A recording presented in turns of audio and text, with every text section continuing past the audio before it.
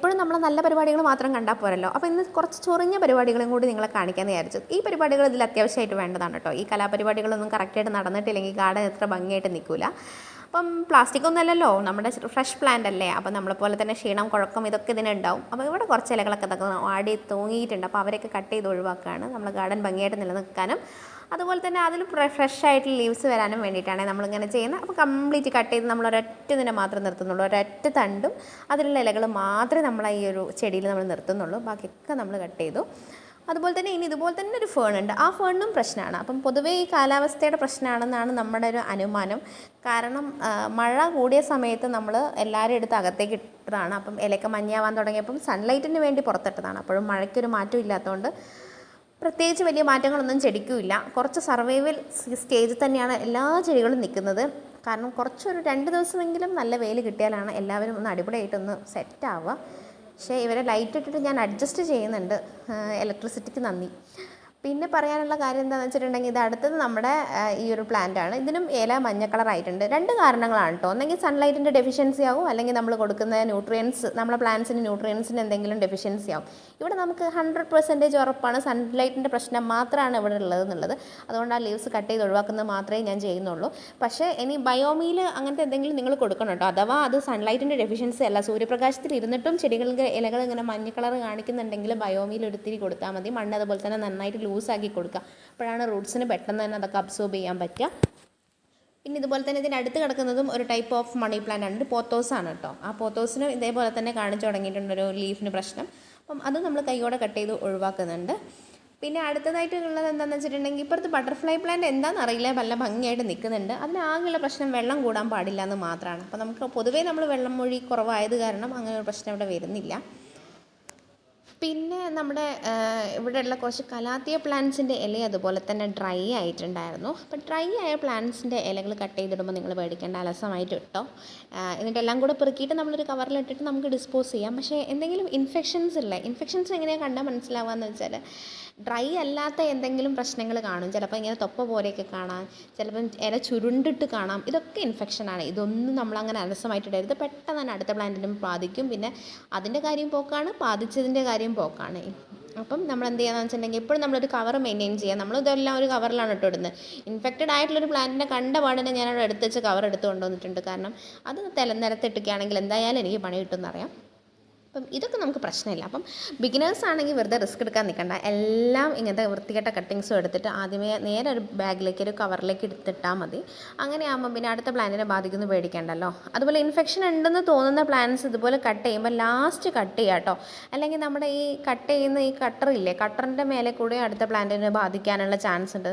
Infection ആകുമ്പോൾ പെട്ടെന്ന് ഒന്നിലേക്ക് അത് പടരും. പിന്നെ ആ ചെടീനെ മാറ്റി നിർത്തുക. അത് ഞാൻ നിങ്ങളെ കാണിച്ചു തരുന്നുണ്ട് കേട്ടോ. നമ്മുടെ ഈ ചെടികൾക്കൊരു കെയർ ഹോം ഉണ്ട് പ്രത്യേകമായിട്ട്. അത് നമ്മൾ യൂട്ടിലിറ്റി ബാൽക്കണിയാണ്. നമ്മൾ എന്തെങ്കിലും പ്രശ്നം വന്നിക്കുകയാണെങ്കിൽ എല്ലാവരും എടുത്ത് അങ്ങോട്ടാണ് ഇടുക. എന്നിട്ട് അവിടെ നിന്ന് നമ്മൾ ഫംഗിസൈഡൊക്കെ സ്പ്രേ ചെയ്ത് പഴയ സ്റ്റേജിലേക്ക് കംപ്ലീറ്റ്ലി റിക്കവർ ആയതിന് ശേഷം മാത്രമാണ് അതിനെ നമ്മൾ പറ്റ പ്ലാന്റിൻ്റെ കൂടെ കൊണ്ടുപോയി നിർത്താറുള്ളത്. സിങ്കോണിയത്തിൻ്റെ പ്രത്യേകത എന്താ വെച്ചാൽ സിങ്കോണിയത്തിൻ്റെ ഈ അസുഖം വരുമ്പോൾ നമുക്ക് പെട്ടെന്ന് മനസ്സിലാവില്ല. പൊതുവേ ഇതിനൊരു ചുരുണ്ട് വരാനുള്ളൊരു നേച്ചർ ഉള്ളതുകൊണ്ട് നമ്മൾ വിചാരിക്കും അത് ചുരുണ്ടതാണെന്ന്. അപ്പം കുറച്ചധികം നമ്മുടെ മൊബൈൽ ക്യാമറയിൽ ടോർച്ചോ എന്തെങ്കിലും അടിച്ചിട്ട് നന്നായിട്ട് സൂം ചെയ്ത് നോക്കാം. അപ്പോൾ നമുക്ക് കൃത്യമായിട്ട് മനസ്സിലാവും എന്തെങ്കിലും അസുഖമാണോ അല്ലെങ്കിൽ അതിൻ്റെ എന്തെങ്കിലും സൺലൈറ്റിൻ്റെ പ്രശ്നം കൊണ്ടോ ന്യൂട്രിയൻസിൻ്റെ പ്രശ്നം കൊണ്ടോ അങ്ങനെ വന്നതാണോ എന്നുള്ളത്. പിന്നെ ഈ വൈറ്റ് ചട്ടികളുണ്ടല്ലോ, ഇതെല്ലാം നമ്മൾ ഇവിടെ കോഴിക്കോട് നഴ്സറിയിൽ നിന്ന് തന്നെ വാങ്ങിച്ചതാണ്. ഇതിന് 2 എണ്ണം ഉണ്ടായിരിക്കും. ഒരു ഇന്നറും ഉണ്ടായിരിക്കും, ഔട്ടറും ഉണ്ടാവും. ഔട്ടറാണ് നിങ്ങൾ കാണുന്ന വൈറ്റ്. ഞാൻ ആദ്യം വാങ്ങിച്ച ചട്ടിക്ക് എനിക്ക് തോന്നുന്നു ഒരു 110 റുപ്പീസൊക്കെ ആയിരുന്നു ഉണ്ടായിരുന്നത്. ലാസ്റ്റ് ആ ചട്ടിക്ക് ഞാൻ കൊടുത്തത് 140 രൂപയാണ്. അപ്പോൾ ഇതിനേക്കാളും കുറഞ്ഞ പ്രൈസിൽ നിങ്ങളിത് എവിടെന്നെങ്കിലും വാങ്ങിക്കുന്നുണ്ടെങ്കിൽ നിങ്ങളൊന്ന് കമൻറ്റ് ചെയ്യണേ, എനിക്കും കൂടി വാങ്ങിക്കാൻ വേണ്ടിയിട്ടാണ്. പിന്നെ പൊതുവേ ഈ പ്ലാൻ കെയർ എന്ന് പറയുമ്പോൾ ഈ വൈറ്റ് ചട്ടി നന്നായിട്ട് തുടച്ച് മിനുക്കി കൊണ്ട് നടക്കണം, അല്ലെങ്കിൽ ചളി പിടിച്ചു കഴിഞ്ഞാൽ ഇതിൻ്റെ മെന കാണൂല. അതുപോലെ തന്നെ ഈ ചട്ടി വെക്കുന്ന അടിഭാഗവും നമ്മൾ നന്നായിട്ട് ശ്രദ്ധിക്കണം. പിന്നെ അങ്ങോട്ടും ഇങ്ങോട്ടും നിരക്കിടരുത്. കാരണം ഓട്ടയായി പോയി കഴിഞ്ഞിട്ടാണെങ്കിൽ നമ്മൾ ഈ വൈറ്റ് വെക്കുന്നതിനൊരു കാര്യം ഉണ്ടാവില്ല. അപ്പം മൊത്തത്തിൽ പറഞ്ഞിട്ടുണ്ടെങ്കിൽ നമ്മൾ സാറ്റർഡേ നൈറ്റോ സൺഡേയോ മാത്രം ഈ പരിപാടിക്ക് നിൽക്കുക എന്നുള്ളതാണ്. ഞാൻ വീഡിയോ അപ്ലോഡ് ചെയ്യുന്നത് ചിലപ്പോൾ ഏതെങ്കിലുമൊക്കെ ദിവസങ്ങളിൽ ഏതെങ്കിലുമൊക്കെ സമയങ്ങളിലായിരിക്കും. പക്ഷേ ഇതൊക്കെ എടുക്കുന്നത് ഒന്നെങ്കിൽ നൈറ്റുകളിലോ അല്ലെങ്കിൽ സാറ്റർഡേയ്സ് നൈറ്റ് അല്ലെങ്കിൽ സൺഡേയ്സിലാണ് അധികവും ഞാൻ എടുക്കാറുള്ളത്. കാരണം ഇതൊക്കെ സമയം എടുത്ത് ചെയ്യേണ്ട പരിപാടിയാണ്. അല്ലെങ്കിൽ നമുക്ക് പണി കിട്ടും. നമ്മൾ ധൃതി വെച്ച് ചെയ്യുന്ന സമയത്ത് താഴെ മണ്ണോ പൊടിയോ ഒക്കെ വീണാൽ നമ്മൾ തന്നെ ക്ലീൻ ചെയ്യണം. അപ്പം നമുക്ക് അങ്ങനത്തെ പരിപാടികൾ ചെയ്യുമ്പോഴാണ് നമുക്ക് ഇതിനോടൊരു മടുപ്പ് വരിക. അപ്പോൾ സമയമുള്ള സമയത്ത് സമയമെടുത്ത് മാത്രം ഈ പരിപാടികൾ ചെയ്യാം. പിന്നെ നിങ്ങൾക്ക് എന്തെങ്കിലും ഡൗട്ടോ ഏതെങ്കിലും പ്ലാന്റിനെ പറ്റിയിട്ടുള്ള അഡീഷണൽ ഇൻഫർമേഷനോ അല്ലെങ്കിൽ എൻ്റെ ഏതെങ്കിലും പ്ലാന്റ്സ് എങ്ങനെ പറ്റിയിട്ടുള്ള കെയറോ എന്തെങ്കിലും അറിയണമെന്നുണ്ടെങ്കിൽ നിങ്ങൾ കമൻറ്റ് ചെയ്താൽ മതി, ഞാൻ അതിന് റിപ്ലൈ ചെയ്യുന്നതായിരിക്കും. അപ്പം ഇത്രയൊക്കെ തന്നെ ഉള്ളൂ കേട്ടോ നമ്മുടെ ഈ ഒരു കുഞ്ഞു വീഡിയോയിൽ. പിന്നെ ഞാൻ ഇതിൻ്റെ ഇൻഫെക്ഷൻ നിങ്ങളെ പ്രത്യേകം കാണിക്കാമെന്ന് വിചാരിച്ചിട്ടാണ് ഇങ്ങനത്തെ പ്ലാന്റ് എടുത്ത് കാണിച്ചു തരുന്നത്. ഇതാണ് കേട്ടോ ഒരു ടൈപ്പ് ഓഫ് ഫംഗൽ ഇൻഫെക്ഷനാണ്. അപ്പം ഇതിൻ്റെ നോഡിൻ്റെ അവിടെ നിന്നൊക്കെയുള്ള ഈ വരുന്ന സാധനങ്ങളൊക്കെ ഇത് കണ്ടോ, ഇതൊക്കെ കംപ്ലീറ്റ്ലി എടുത്ത് അവിടെ ഫ്രീ ആക്കി ഒഴിവാക്കി കൊടുക്കുക. കാരണം പ്രത്യേകിച്ച് അതിൻ്റെ താഴെയൊക്കെ പുതിയ ലീവ്സ് വരാനുള്ള ആ ഒരു ടെംപ്റ്റേഷൻ വന്ന് നിൽക്കുകയാണ്. അപ്പോൾ അതിനെ ബാധിക്കാൻ പാടില്ല. അത് ആ ചട്ടീനെ ഞാൻ താഴെ വയ്ക്കുമ്പോൾ പോലും ശ്രദ്ധിക്കേണ്ടത്, താഴെ കൊണ്ടുപോയി വെച്ചിട്ട് ഞാൻ ബാക്കിയുള്ളവർക്കും കൂടെ കിട്ടണ്ട വിചാരിച്ചിട്ട് ഞാൻ മാറ്റി നിർത്തി അതിനൊക്കെ വൃത്തിയാക്കി അതിൻ്റെ സ്ഥലത്തേക്ക് അതിൻ്റെ കെയർ ഹോമിലേക്ക് മാറ്റുന്നുണ്ട്. അതുവരെയ്ക്കും നിങ്ങൾ കാണുന്നുണ്ടാവില്ല, കാരണം അതിൻ്റെ ഓരോരോ സൈഡ് ഞാൻ തുടച്ച് മിനുക്കിക്കൊണ്ടിരിക്കുകയാണ് കേട്ടോ. അല്ലെങ്കിൽ ഞാനത് അപ്പുറത്തേക്ക് ഇടുന്നുണ്ട് എൻ്റെ ബാക്കിയുള്ള സാധനങ്ങൾ. അതുപോലെ തന്നെ നമ്മൾ ഈ സാധനങ്ങളൊക്കെ കൂടെ എടുത്തിട്ട് കവറിൽ ആദ്യമേ മാറ്റിക്കൊള്ളണേ. ഇത്രയും അടുത്തടുത്ത് സ്പേസ് ഇല്ലാണ്ട് ചെടികൾ വെക്കുന്നത് ഭയങ്കര റിസ്ക്കാണ്. അപ്പം മഴ ആയത് കാരണം വേറെ ഓപ്ഷൻ ഇല്ലാത്തത് കാരണമാണ് കേട്ടോ ഞാനിതിനെല്ലാം കൂടെ ഇങ്ങനെ വെച്ചത്. അല്ലെങ്കിൽ നിങ്ങൾക്ക് നമ്മുടെ പ്രീവിയസ് വീഡിയോയിലൊക്കെ അറിയാം, നമ്മൾ ഓരോരോ ചട്ടിക്കിടയിൽ ചെറിയൊരു ഗ്യാപ്പ് ഉണ്ടാവുമായിരുന്നു. അപ്പം ഇതൊക്കെ നമ്മൾ കഴുകി തുടച്ച്, ഞാൻ തുണി കൊണ്ട് ജസ്റ്റ് തുടച്ചതാണ്, അമർത്തി തുടച്ച് അതിൻ്റെ തണ്ടിൻ്റെ ഉള്ളിൽ നിന്നുള്ള നീരൊക്കെ എടുത്ത് പുറത്തൊന്നും വരരുത്, ഛേദോപതം ചെയ്യുന്നു വേണ്ട, മെല്ലെ തുടച്ചാൽ മതി. പിന്നെ നമ്മൾ ഈ കാര്യങ്ങളൊക്കെ സെറ്റാക്കി കഴിഞ്ഞു, നമ്മൾ ഇവിടുത്തെ പരിപാടികളൊക്കെ കഴിഞ്ഞു. അപ്പോൾ നമ്മൾ ഇവരൊക്കെ കൂടെ ഇനി അടുത്ത പരിപാടി എന്ന് പറയുന്നത് കെയർ ഹോമിലേക്ക് മാറ്റുകയാണ്. അതിൻ്റെ മുന്നേ നമ്മുടെ വേറൊരു ടൈപ്പ് ഓഫ് ചെടിയുണ്ട്, അതിനും പ്രശ്നമുണ്ട്. അപ്പോൾ നമ്മൾ അതിനെയും പോയി നോക്കുക അതിൻ്റെ അവസ്ഥ എന്താണെന്നുള്ളത്. അതിൻ്റെ 2 ദിവസമായിട്ട് ഞാനിങ്ങനെ മഞ്ഞ കളർ കാണുന്നുണ്ടായിരുന്നു, കണ്ട പാടന്നെ മാറ്റേണ്ട, പക്ഷേ സമയമില്ലാത്തത് കാരണം ഞാൻ ആ ചട്ടി അങ്ങോട്ട് നീക്കി വെച്ചു. പക്ഷേ ഏതിനൊക്കെ പണി കിട്ടിയിട്ടുണ്ടാവും എന്നറിയില്ല. ഇതാ ഇവനാണ് കേട്ടോ 11. അപ്പം അതിൻ്റെ ഇലയും നമ്മളിതാ ജസ്റ്റ് കട്ട് ചെയ്ത് എടുക്കുന്നുണ്ട്. അയ്യോ, അത് ഞാൻ 2-3 തവണ കെയർ ഹോമിലേക്ക് മാറ്റിയ സാധനമാണ്. ഇനിയും അത് താങ്ങാനുള്ള ശേഷി അതിനുണ്ടാവുമോ എന്ന് എനിക്കറിയില്ല, എന്നാലും വേണ്ടിയിട്ട് ഞാൻ ഒന്നും കൂടെ അറ്റംപ്റ്റാണ്. കിട്ടിയാൽ കിട്ടി, പോയാൽ പോയി, അത്രയേ ഉള്ളൂ. പിന്നെ ഈ ചെടികളൊക്കെ പോയി കഴിഞ്ഞാൽ വൻ നഷ്ടക്കച്ചവടമാണ്. കാരണം ഇതൊക്കെ പല സ്ഥലങ്ങളിൽ നിന്നും പല രീതിയിലും വാങ്ങിയെടുത്തതാണ്, ഓൺലൈനും ഉണ്ട് ഓഫ്ലൈനും ഉണ്ട്, ബാർഗെയിൻ ചെയ്ത് വാങ്ങിയതുകൊണ്ട്, പിന്നെ പൈസ ചോദിച്ച് വന്നിട്ട് പിന്നെ പൈസ ഉള്ള സമയത്ത് സാലറി കിട്ടിയിട്ട് വാങ്ങിയതുകൊണ്ട്, അങ്ങനെ ഒരുപാട് ചരിത്രങ്ങളുണ്ട് ഇതിൻ്റെയൊക്കെ പിന്നിൽ. അപ്പം ഓരോന്നും നഷ്ടപ്പെട്ടു പോകാറുണ്ട്, ഭയങ്കര പ്രശ്നമാണ്. പിന്നെ ഇടയ്ക്ക് സന്തോഷത്തോടെ ആരെങ്കിലും തരുമ്പം സന്തോഷത്തോടെ സ്വീകരിക്കാവുന്നതാണ് കേട്ടോ ചെടികൾ പ്രത്യേകിച്ചും. പിന്നെ എല്ലാവരെയും മാക്സിമം ഞാൻ നല്ല രീതിയിൽ കൊണ്ടു നടക്കാൻ ശ്രമിക്കാറുണ്ട്, നല്ല രീതിയിൽ പൈസ ചിലവാക്കാറുണ്ട്, നല്ല ഭക്ഷണം വാങ്ങി കൊടുക്കാറുണ്ട്, അങ്ങനത്തെ കാര്യങ്ങളൊക്കെ ചെയ്യാറുണ്ട്. പിന്നെ ഓർഗാനിക് ആയിട്ടുള്ള ഫെർട്ടിലൈസേഴ്സ് തന്നെയാണ് അധികം കൊടുക്കാറുള്ളത്, ബയോമീലും കൊടുക്കാറുണ്ട്. കാരണം എന്താണെന്ന് വെച്ചിട്ടുണ്ടെങ്കിൽ എന്തിൻ്റെങ്കിലും ഡെഫിഷ്യൻസി ഉണ്ടെങ്കിൽ എല്ലാ എലമെൻസും അതിലുണ്ടായിരിക്കും. അപ്പോൾ അതും കുറേശ്ശെ ഇട്ടിട്ടാണെങ്കിൽ അവർ നല്ല രീതിയിൽ വളരെ, നമ്മളിതൊന്നും കൊടുത്തിട്ടില്ല, നമ്മൾ ജസ്റ്റ് കുഴിച്ചിട്ട് പോയി വെറുതെ നനയ്ക്കുക മാത്രമാണെങ്കിൽ ശുഷ്കിച്ച് അത് വളരുള്ളൂ. നമ്മളെപ്പോലെ തന്നെയാണ്, അതിന് വേണ്ടുന്ന സാധനങ്ങളൊക്കെ കിട്ടിയാൽ തന്നെ അത് നല്ല രീതിയിൽ വളരുള്ളൂ. ഇതാട്ടോ നമ്മളെല്ലാം കൂടെ പെറുക്കി കെട്ടി പോകുന്നുണ്ട്. ഇതൊക്കെ കൂടെയാണ് നമ്മുടെ ഇന്നത്തെ വേസ്റ്റ്. ഇന്നത്തെന്ന് പറഞ്ഞിട്ടുണ്ടെങ്കിൽ ഇനി ഒരു 1-1.5 ആഴ്ചയ്ക്ക് ഈ പരിപാടിക്ക് ഞാൻ വരില്ല കേട്ടോ, ഒരു അത്രയും ടൈമിനുള്ളതാണിത്. ഇവിടെയൊക്കെ ക്ലീൻ ചെയ്തിട്ട് കുറച്ചിട്ട് കാലങ്ങളായി.